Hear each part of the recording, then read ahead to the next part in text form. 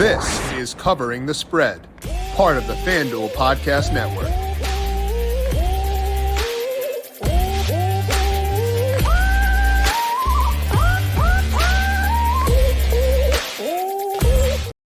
With the conference championships matchups all set now, we have look-ahead lines for all four potential matchups in Super Bowl 58 at FanDuel Sportsbook. We, of course, the Super Bowl futures, MVP futures, the whole lot now posted over at FanDuel Sportsbook. And our job for today is to dig through those hypothetical lines, outline where we see value in the futures market by talking to Ryan Williams and getting his read on where things stand right now. This is Covering the Spread right here on the FanDuel Podcast Network and FanDuel Research. My name is Jim Sonis. I am a managing editor of digital media for FanDuel Research, joined here as I am every Tuesday by Ryan Williams. Check him out on Twitter at RyanAlexander_W. Ryan, it's been fun talking futures with you this entire year, but this is the last shot we get because ain't no more futures after the conference championship. So a bit bittersweet for me. How you doing today? Yeah, it's bittersweet for me too, Jim. It's been a fun year. We talked a lot of things into fruition. I feel like it was unfortunate that we couldn't see Josh Allen and the Bills reign supreme, as we have been kind of hammering the drum for them all year long. And the futures were still looking nice. As one of my future tickets of the Bills winning the Super Bowl, I had to chop that off the block. But it's been such a fun year. Hopefully, the Covering the Spread family has same way, and so excited to have been able to chat with you. Hopefully we can get one more good weekend of conference championships under our belt.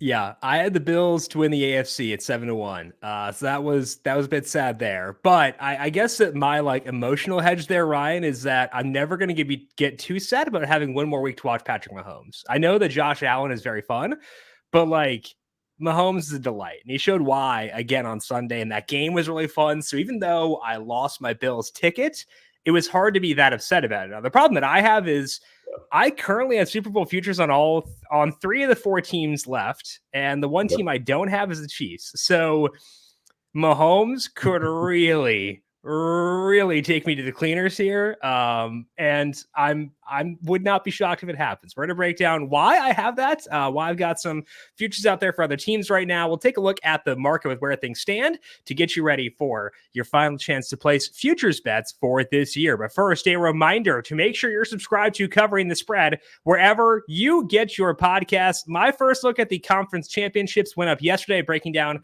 my thoughts on the two matchups for this Sunday, where we could find some betting value over at FanDuel Sportsbook. To get that, go to the Covering the Spread podcast feed, Apple Podcasts, Spotify, wherever you get your podcasts. If you like what you hear, leave us a 5-star rating on Apple Podcasts or Spotify, and you can also find us on the FanDuel YouTube page and over on FanDuel TV Plus. When it comes to the NFL playoffs, you've got to win one game at a time.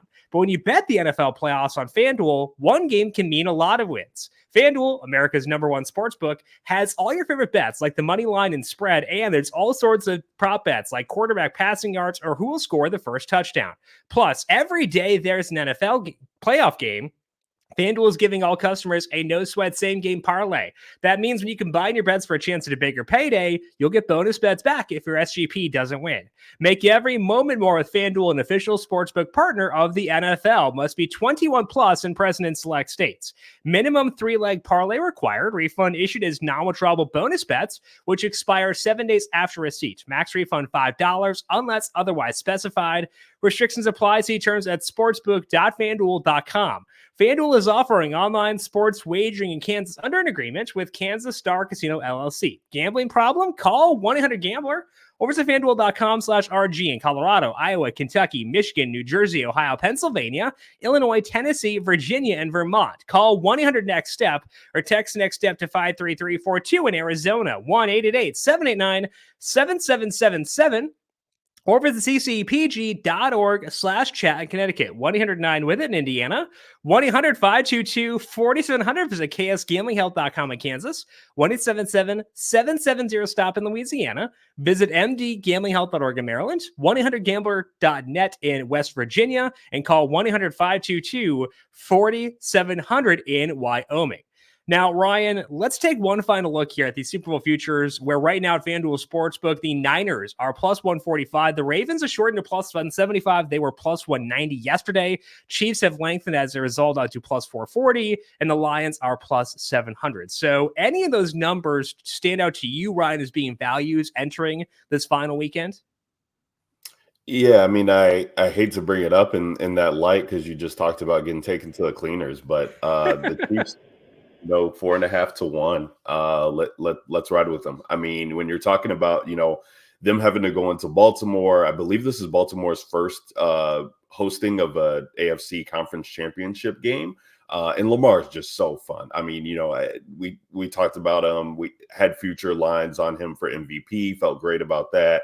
Obviously, with that coming to fruition here, very soon. And I think they're just such a fun team. They're going to get Mark Andrews back. But with Kansas City, and this is kind of what we talked about, like even when they were kind of reeling heading into the postseason, it's like these guys have just been there before so many times, and it's like it's a dynasty now, Jim. I mean, if people didn't want to say that before, like your sixth straight AFC conference championship, like him and Tom Brady have just been running run shot on this conference for years and years and years, over a decade. And it's like you just got to give credit where credit's due. And like all the pressure is on Baltimore to be able to win this game. I know that people will say it's on Kansas City, but like when the team's been there before, like they have to come out in a home, in this home game. And shout out to this defense. This is a different defense that they're going to be facing than the Buffalo Bills, especially with all those linebacker issues that the Bills were facing. Like this is one of the best front sevens in all of football left. So I think it will be tough. But if you're going to give me 4.5 to 1 on this guy who's just, he continues to go out there and prove it every year, that's the chance that I'm willing to take. And again, on the other side, the thing that we've talked about is that the Kansas City defense has just been so great this year, and they have the ability, they have the personnel. Granted that, some of these injuries don't come to fruition all week, but if they can, get Willie Gay in there and keep some of these guys to keep a spy on Lamar, kind of in a similar fashion to what they did with Josh Allen. He's Josh Allen. Lamar's going to get his, but if you can, lessen that a little bit, they do have the personnel to be able to do that. And this is why I felt, a strong belief in Kansas City being able to be there at the end of the year, because their defense combined with the fact that Mahomes is able to make these magical moments happen on offense is something that, I want to continue to bet on. Yeah, and that's a big part of why I am worried about my positions as it stands to the Super Bowl futures, is because of the defense for the Chiefs, but also Mahomes has had two of his best games this year, the past 2 weeks. And that's what's scary to me, is you could kind of line that up narratively where, okay, you get Kelsey some time off with that week where they sat in week 18. You get Rashee Rice more comfortable in this offense. You could see that building to being a legit fear. So when you look at this matchup at the Ravens coming up on Sunday, the Chiefs will just have more answers than what the Texans had, because they can run the football. And that's been a big shift for them. It's important for them to be able to run the ball, and they've been able to do so. So I talked yesterday about how I liked the Ravens and the Niners moneyline parlay, and the value for that is mostly gone, as it's down to even money to parlay those two together right now. So I don't think I'd be there. But part of the reason why I was concerned even before it moved was I am betting against Mahomes. I'm betting against an offense that seems to be on the rise, and I'm betting against an offense that can win if the Ravens decide, okay, we're going to take out Kelsey, or okay, we're going to take out Rashee Rice. And that to me is a big concern. So even though the Chiefs is being overvalued right now, I'm very worried about what they could do to those expectations, because I respect Mahomes, Andy Reid, and this defense so much. Yeah. It's just incredible. And then you look at the numbers with Patrick Mahomes, being, a 3-point dog or more in his career. And he just, continues to be able to buck that trend. You love that there's, a lot of rest that they had been going into coming into the playoffs. So, the guys are getting right. And if Valdez-Scantling, and guys like that are going to continue to step up for them, then I think that makes it easier on this team. I think, I was looking at just kind of some numbers like in the history, and I believe Lamar Jackson, the numbers stand as 1-3 against the spread versus Patrick Mahomes in the 4 games that they played in 2-2 straight up. So, there is some struggles there that have been there in the past, but I think, them hosting the home playoff game, getting Mark Andrews back, I think that does help them in some capacity. It's also shocking they've played each other only 4 times. I think that's the biggest number that stood out to me. Like, we've seen like 5 playoff meetings between Bills and Chiefs, and they've only played each other 4 times total. Like, that to me is upsetting. We need more of this. So I want future matchups. Like, I don't want to take away from Mahomes versus Allen, Mahomes versus Burrow, stuff like that. But like, I would like more of this in the future if at all possible. As far as my end, I actually think there's some value in the Niners. I know they're the favorites right now, plus 145. I took them at plus 150 yesterday. And I do show value plus 145 as well. My worry is that my model might be a bit too high in them in that matchup if they were to face the Ravens again, because I'd have the Niners as 2-point favorites in that game. And we saw how that first matchup went. It was not good for the Niners. So I like the Niners. I took them myself. I'm not going to necessarily recommend them because I think my numbers might be a tad bit too high on them compared to the Ravens if that matchup were to occur. Now, you can bet on that matchup occurring at FanDuel Sportsbook. Right now, that is even money to have Ravens versus 49ers as the specific matchup. You can also bet on the actual forecast of Team X beats Team Y. Any value for you in those markets right now, Ryan? Yeah, well, if you are on Twitter, if you've kind of followed along, with conspiracy theories and things like that of the nature as it relates to the NFL, you know that the favorite, and it shows up in the market, has been the Ravens in San Fran for some time. It has to relate with the colors of the Super Bowl logos and how they've been shaping up the past couple of years with the exact teams being in there. I find that stuff, very interesting. I also find that stuff kind of hard to believe in, but three is a trend, and I believe we've had it happen the past 2 years, and so this will be the 3rd year if it ends up being Baltimore and San Fran. But they're also the 2 best teams, so it's like on papers, how can you not bet that? But I think for me, the hard thing comes in is like it's hard. It really is hard for me to see Kansas City losing this game. We just have not seen Mahomes lose in these spots, so until I can see that, it's hard for me to justify that. So I think for me, it's definitely looking like a Kansas City San Francisco rematch. I really am rooting for Detroit, and it makes it hard for me to say because I root for another team in the NFC North that's not the Vikings and not the Packers. So but it is a good story. Jared Goff, his numbers, every time that we talk about Jared Goff, we talk about, is it a dome versus an outdoor game? And his numbers aren't that drastically different than when he, against the spread on the road versus against the spread, in a home game for him, which would be inside. So he also does have the added benefit. The success hasn't really been there, so to speak, but he used to play in this division when he was with the Rams. He's seen this defense multiple times before. So I think there is some merit to that, to possibly having success. And they do have so many explosive pieces. The other thing on that side too that makes me weary to take any 49ers futures at this point in time is the Deebo Samuel news. Like, Deebo Samuel has been such a difference maker and factor for this team. It's absolutely insane. He actually is leading the teams in targets and receptions when they have a lead, Jim. So like, he's the catalyst for them when they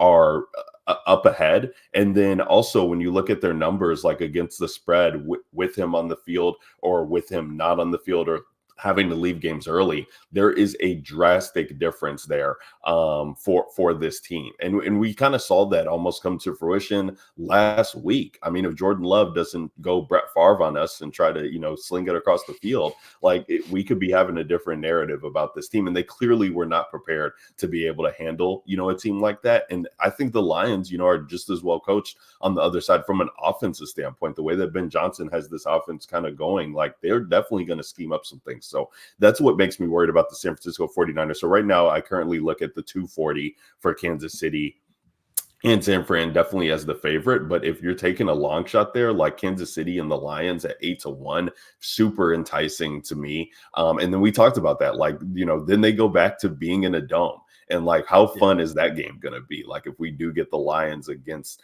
Patrick Mahomes there, definitely some fun stuff that could be happening from an offensive standpoint. And to Goff's benefit, it is only 3-mile-per-hour winds right now in San Francisco.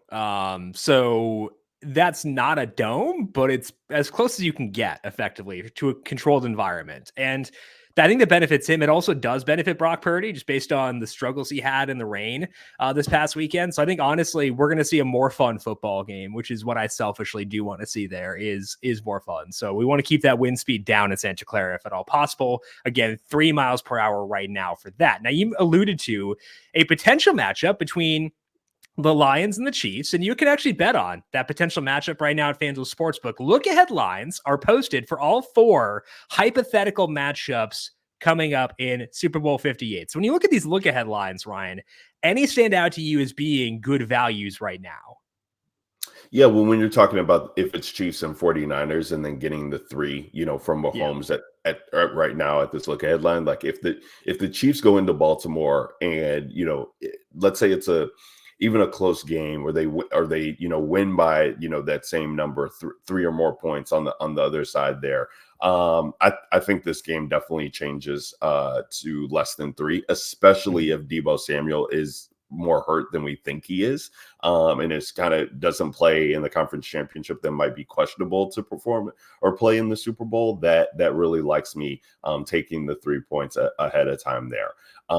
That's the one that I really do like the most. I think the Lions would have some merit if their matchup is Baltimore to getting those 4.5 points there, with it being in a dome or inside with the Vegas stadium. So I do like that look ahead line as well too. I think the other ones are pretty kind of spot on where you'd want to take them. Yeah, I actually show value in the Lions in both hypothetical matchups right now. I don't like them this weekend because of how much I like the Niners. But if they were to advance, I'd feel pretty good about the Lions. Plus 4.5 against the Ravens is minus 105 right now. This Lions-Chiefs matchup was at 3 yesterday. It's now 3.5. And I show value on both the point spread and the under. So, and those do play pretty well together. So I think I'm kind of hoping we get it would ruin me. I would not be happy financially if we were to get this matchup, but like if I'm looking ahead to trying to find action on Super Bowl 58, this would be the best path for me to get there, is having Lions versus Chiefs. Because I know that I show value on the Lions. I show value on their money line. I show value on them plus 3.5. I show value on the under 50.5. So if I'm looking for max action on Super Bowl 58, that'd be a good matchup. Obviously, I'd rather just win money before then, but it wouldn't break my heart at least to have ways to get some action there. So if you're looking to look at headlines, that's where I'd feel best is the Lions plus 3.5, under 50.5 for that Chiefs matchup. I think that's the one I would feel most comfortable with as of right now, as far as the look ahead lines go. I want to talk about MVP markets, though, because we do have Super Bowl MVP futures up as well. Lamar Jackson, the favorite at right now, at plus 210, followed by Brock Purdy at plus 340. Couldn't win regular season MVP, but hey, maybe he could win one in the biggest game of them all. So any value for you in these Super Bowl futures right now, Ryan? Yeah, we definitely have if we're going to talk about Mahomes potentially winning against the Ravens here, then definitely have to look at him for 5-1 for MVP there. I do think it's interesting, and I actually wrote this up in one of my FanDuel articles here heading into the postseason about Travis Kelce, having merit to win the MVP. Rashee Rice has been so heavily involved that it makes it, it is kind of tough to see it not being Mahomes. But like if Kelce goes out and he has, a two score or more day, but Mahomes doesn't throw the ball to anybody else, he doesn't rush it in himself, like maybe those are the only 2 touchdowns that they get in the game, and he goes out and has 150 yards or something crazy like that. Like Travis Kelce is the best offensive piece on this team, and has been for some time. Like the guy's a Hall of Famer, and I no disrespect to Isaiah Pacheco, no disrespect to Rashee Rice, but like this is the dude who Patrick Mahomes will be leaning on for the next 2 games if they are to make the Super Bowl. That's just the fact. And we saw that come to fruition against the Bills. Like he was on a 6-game or whatever touchdown scoring drought, and Patrick Mahomes and Andy Reid made it a point to get this guy involved early and often, especially in a favorable matchup. So I do think that you look at kind of long shots just to have fun with them. And if you're going to give us 80-1, like on the catalyst of the offense outside of Mahomes, like I'm willing to take that. I think the interesting thing for the 49ers too, Jim, I just was going to say, I am shocked that Christian McCaffrey isn't a little bit closer to Brock Purdy, because if there is no Deebo Samuel, if Deebo Samuel is banged up in the way that we think that he is, like Christian McCaffrey could go out here and really, especially if it's the Ravens or the Chiefs. Like the Chiefs have a better pass defense than they do run defense, so he definitely has some credence to being there. And at 5.5 to 1, I'm willing to take a shot on that too. I think that makes total sense. I'm also interested in a 49er. It will not surprise you. But when you were talking about Travis Kelce, if for those of you watching on FanDuel YouTube page or FanDuel TV Plus, you'll notice I did not scroll all the way down because I wanted to make sure the top name stayed on the screen. Right above Travis Kelce is George Kittle at 70-1. Now Kittle is going to be the 3rd best option on the Niners at best, probably maybe even behind Deebo and Ayuk. So potentially as low as 5th best option on this team as far as Super Bowl MVP goes. But we know how valuable he is as a blocker. I can guarantee that will get buzz if they wind up in this game. We know what he can do in terms of like blow up games, and he's 70-1 right now to win Super Bowl MVP. I have a really hard time laying off that number just because I know I've been burned so many times by Kittle in DFS when I have not used him. He's been like, okay, 4 targets, that's 4 touchdowns for me. And I'm just like thinking back to those moments. He can have these spike games, and I'm pretty intrigued by that. So I think the thought process of Kelce makes a lot of sense. But I'm also interested in George Kittle at 70-1 just because he can have those massive, massive games. And we've seen that a lot recently. So I think that's where I would lean most right now is on Kittle 70-1, in large part because I like the Niners, but also because he is objectively a very valuable piece in that offense, can do a lot of fun things, and is also a stone cold psycho and would probably do something fun that can stir some excitement during that game too. So I'm leaning towards Kittle personally. I think it's a fun one at least. I love that. And it's fun to get these, as of now, because that number is going to change, especially, it obviously will change if they are the ones in the Super Bowl. That's without saying. Then if Deebo Samuel is, questionable, ruled out, what have you, that number is going to drastically change. So I think if you are even remotely interested in getting in on some of these or talking yourselves into who the players are going to be, and it not being a quarterback, because we know that traditionally it's been a quarterback award to win, but some of these other guys are fun to dabble on. Yeah, and especially if it's a team whose quarterback is not going to get a ton of credit regardless. I think that does make the non-quarterback MVP futures a bit more enticing as well. That is Ryan Williams. Make sure you check him out on Twitter at RyanAlexander_W. Ryan, it's been fun talking futures with you all year long. We'll get you back on here to talk about Super Bowl once it is actually, we know the matchups and stuff like that. So we'll talk to you again soon, but it's been fun talking futures with you all year. I appreciate it as always. Oh, likewise, Jim. It's been a pleasure, and shout out to again the Covering the Spread community. They make it fun to be able to do this. So appreciate all the support, and we'll catch you on the flip side, Jim. Looking forward to it. That is Ryan Williams, again on Twitter at RyanAlexander_W. I am on Twitter at Jim Sonis. You can find me on Threads at Jim.Sonis, and you can find FanDuel Research on Twitter at FanDuel Research. Want to thank you all for tuning in for today. Good luck to you with your bets across Tuesday. We'll talk to you once again tomorrow. This has been Covering the Spread right here on the FanDuel Podcast Network.